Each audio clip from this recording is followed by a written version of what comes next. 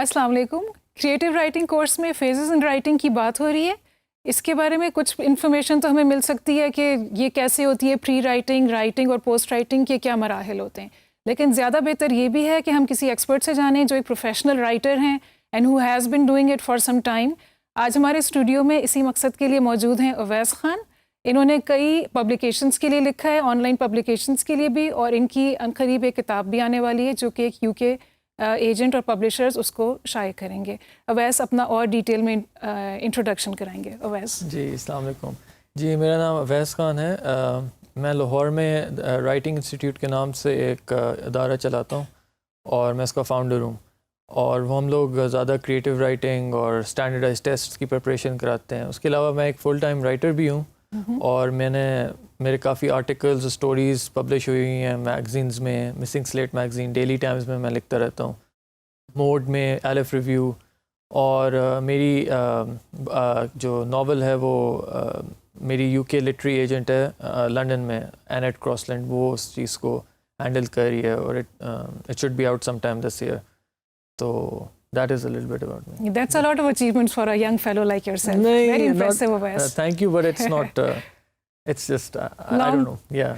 There are many more plans, huh? Yeah, many more plans ahead, yeah. This is just the tip of the iceberg at the moment. Great, yeah. great. अच्छा, वैसे हम phases in writing की बात कर रहे हैं। आप खुद जब लिखते हैं तो do you follow the phases? How does it pan out for you? आपके एक्सपीरियंस में कैसे है? क्या ये ऐसी arbitrary सा डिवाइड है phases का, या इसकी कोई ज़रूरत है कि ऐसे हो असल में? देखें, दो किस्म के होते हैं राइटर्स। एक होते हैं जिनके जो दिमाग में जैसे ही आए वो उसी वक्त लिख देते हैं, और दूसरा होता है जो राइटर जो एक्चुअली फॉलो करता है हर फेज़ को। तो मेरी तो यही एडवाइस होती है, मैं जिनको पढ़ाता भी हूँ सारे ऐसे राइटर्स को, कि आपको हमेशा फेजेस को फॉलो करना चाहिए। पहला जैसे फेज़ है राइटिंग का, अगर आप कुछ लिखना चाह रहे हैं तो ब्रेन स्टॉर्मिंग उसको हम कहते हैं, चाहे वो एसे हो, चाहे आर्टिकल हो, चाहे वो एक कोई स्टोरी भी हो। तो ब्रेनस्टॉर्मिंग होती है जब आप अपने दिमाग को अपने आप को थोड़ी इजाज़त देते हैं कि आप सोच सकें कि आपने लिखना किस बारे में, या ना कि आप शुरू से ही कुछ लिखने लग जाएं। आप पहले अपने आप को ज़रा टाइम दें कि आप आइडियाज़ के बारे में ज़रा सोच सकें। उसको हम ब्रेनस्टॉर्मिंग कहते हैं। उसके बाद फिर एक आता है स्टेज जिसको हम एक्चुअल राइटिंग कहते हैं। फिर आप उस ब्रेनस्टॉर्मिंग में जो आपने आइडियाज़ कलेक्ट किए होते हैं उसी को आप एक्सपैंड करते हैं इनटू एक्चुअल राइटिंग, विद जो आर्टिकल हो गया या एसे हो गया या फिर एक प्रॉपर नावल या स्टोरी हो गया।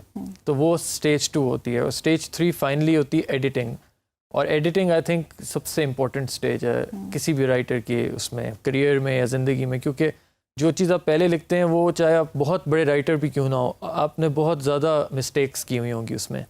तो वो जो एडिटिंग स्टेज होती है वो आपको इजाज़त देती है कि आप जा चेक कर सकें कि कहाँ आपने गलतियाँ की हैं, कहाँ आपने नहीं की, और वो सारा कुछ आप फिर उसको अमेंड कर सकते हैं अकॉर्डिंगली।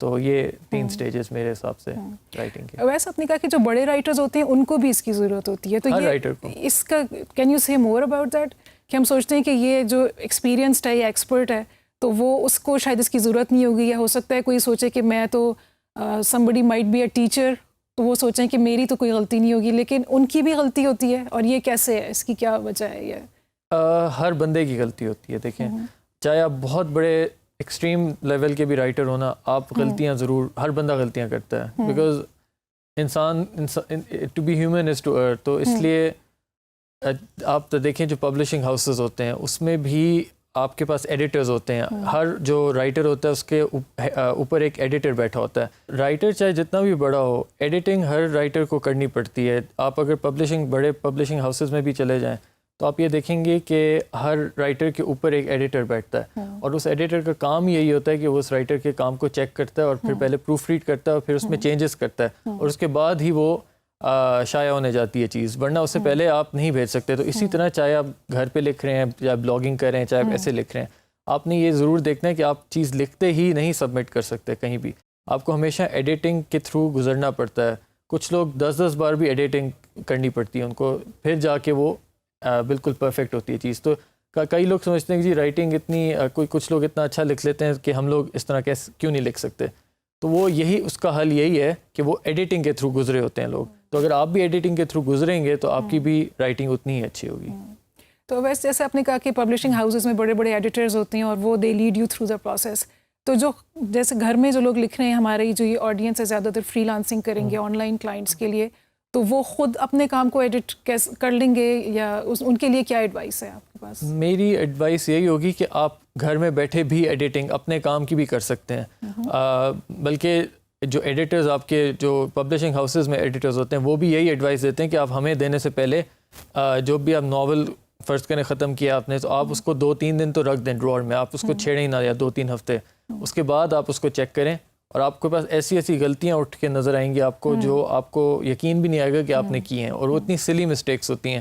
گرامر کی مسٹیک ہو گئی وہ, تو وہ جب انسان لکھ رہا ہوتا ہے تو وہ ایک مائنڈ, اس کا ایک ڈفرینٹ مائنڈ سیٹ ہوتا ہے, وہ ایک فلو میں ہوتا ہے تو وہ لکھتا جاتا ہے. لیکن پھر جب ایڈیٹنگ سٹیج میں پتہ لگتا ہے کہ کہاں کہاں آپ نے غلطی کی ہوئی ہے. اور یہ جو 2-3 ہفتے کا گیپ ہے اس سے کس طرح مدد ملتی ہے؟ وہ پھر یہ ہوتا ہے کہ جس کو ہم کہتے ہیں نا فریش سیٹ آف آئیز, تو آپ ایک فریش آنکھوں سے نا اپنے کام کو دیکھتے ہیں, تو وہ ایک ڈیٹیچمنٹ ہوتی ہے جس کو ہم کہتے ہیں نا, آپ ایک جس طرح کسی انجان بندے کا کام دیکھ رہے ہو, تو پھر آپ زیادہ اچھی طرح غلطیاں پکڑ سکتے ہیں. تو آپ گھر پہ بھی ایڈیٹنگ بڑے آرام سے کر سکتے ہیں. ٹھیک ہے. اچھا, شروع میں ہم نے کہا کہ جیسے کچھ لوگ جو ہیں وہ بس لکھ لیتے ہیں اور کچھ جو ہیں مطلب پلاننگ کے ساتھ لکھتے ہیں اور کچھ انتظار کرتے ہیں انسپریشن کا. سے a little more about that. Inspiration کیا ہے, کیا اس کا انتظار کرنا چاہیے, can we afford to wait for it, وہ how does that work out? جی دیکھیں, اٹ ڈپینڈز آن کہ آپ کون سی چیز کیا چیز لکھ رہے ہیں. اگر آپ ایسے لکھ رہے ہیں اور آرٹیکل لکھ رہے ہیں فار ایگزامپل, وہ تو زیادہ تر آپ کے پاس آئیڈیاز آلریڈی ہوتے ہیں, آپ کو پتا ہوتا ہے کہ اس ڈائریکشن میں نے جانا ہے, تو اس میں تو انسپریشن کا انتظار کرنے کی آئی ڈونٹ تھنک کوئی ضرورت ہوتی ہے. وہ تو بلکہ اس میں یہ ہوتا ہے کہ آپ کو لکھنا چاہیے کہ آپ جتنی جلدی اس کو اپنے آئیڈیاز کو ایکسپریس کر سکیں اتنا اچھا ہے. لیکن جب کریٹیو رائٹنگ ہوتی ہے جس کو ہم کہتے ہیں شارٹ اسٹوری رائٹنگ آپ نے کرنی ہو, یا پوئٹری ہو, یا ناول رائٹنگ ہو, اس میں پھر آپ کو تھوڑا ہوتا ہے, لوگوں کو انسپریشن کا انتظار کرنا پڑتا ہے, کیونکہ ان کو یہ نہیں پتہ لگ رہا ہوتا کہ اب ہمارا کیریکٹر یہاں سے وہاں کس طرح جائے گا, وہ اس سین سے اس سین ہم کس طرح لے کے جائیں گے. تو اس چیز کے لیے لوگ اکثر انسپریشن کا انتظار کرتے ہیں. اسی لیے جس کو ہم کہتے ہیں رائٹرز بلاک, وہ ایک چیز ہوتی ہے جب لوگ اکثر مہینہ ان کو سمجھ نہیں آ رہا ہوتا ہم کیا کریں, تو پھر وہ رک جاتے ہیں, ان کا کام وہیں پہ رک جاتا ہے. تو یہ کافی ایک اصل چیز ہے رائٹرز بلاک, تو وہ ہوتا ہے اس طرح.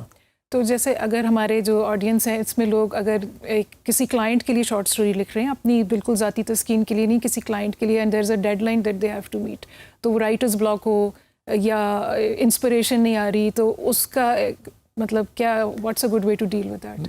میرے خیال سے اگر آپ پریکٹس, پہلے تو آپ پریکٹس کریں. اگر آپ کو لگتا ہے کہ آپ کو یہ رائٹرز بلاک والی چیز آ سکتی ہے, تو پھر آپ شروع میں خود انڈیپینڈنٹلی پریکٹس کریں کہ آپ اس کیپیبل ہیں کہ آپ لکھ بھی سکیں اسٹوری یا نہیں.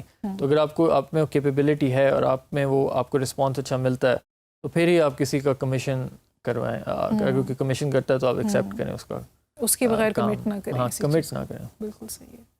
اچھا, آپ ظاہر ہے اچھا لکھنے کے لیے اچھا پڑھنا بھی ضروری ہے. سو ویڈ لائک ٹو نو کہ آپ کن کا کام پڑھنا پسند کرتے ہیں, کون سے رائٹرز آپ کو پسند ہیں, اور ان کی کیا چیز آپ کو پسند ہے؟ یہ بہت مشکل سوال ہے, کیونکہ دیکھیں جو بھی کوئی رائٹر یا ریڈر ہوتا ہے نا, اس کے کئی فیوریٹس ہوتے ہیں. لیکن اگر میں ابھی سوچوں تو ایک یہ U K I mean western author ہیں ڈونا ٹارٹ, تو I really like her books. ان کی ہے دا سیکرٹ ہسٹری, ایک ان کی بہت اچھی بک ہے. دا گولڈ فنچ جو پلٹزر بھی جیتی تھی آئی تھنک.